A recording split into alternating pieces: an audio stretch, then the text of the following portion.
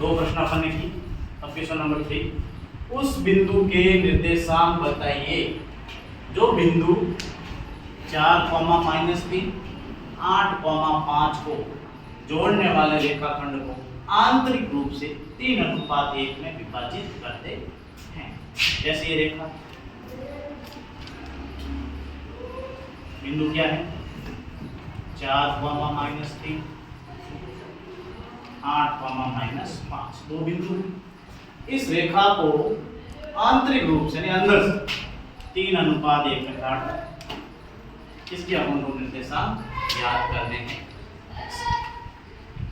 ये बन गया x1 y1, b बन गया x2 y, और जो अनुपात होते हैं वो बनते हैं m1 अनुपात m2। फिर अनुपात में m1 m2 a1 a2 कुछ भी ले सकते हैं। अनुपात अस्तर लगाएंगे, अंत विभाजन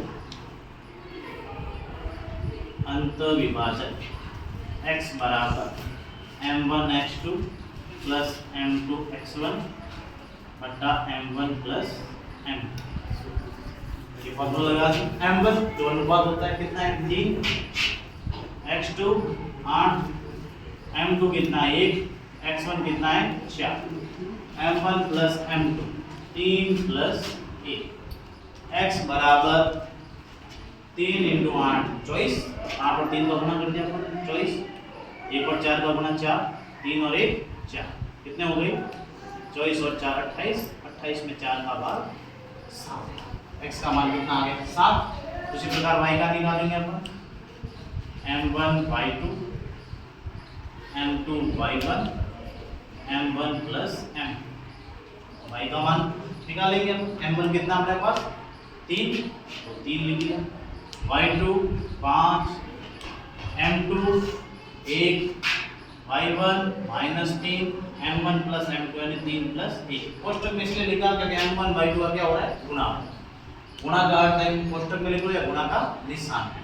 गुणा का निशान नहीं लिखते हैं कोष्टक में, इसलिए बनाते हैं अपन क्योंकि आगे प्लस तो दो निशान अपन को पता नहीं चलते हैं, इसलिए हमने क्या लिखते हैं इसको कोष्टक में ताकि इनका गुणा।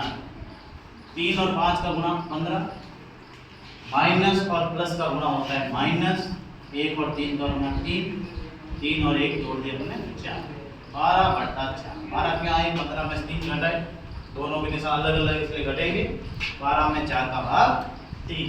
तो अपने अनुपात बिंदु क्या आ गए 7,3, ये इसके बिंदु आ गए।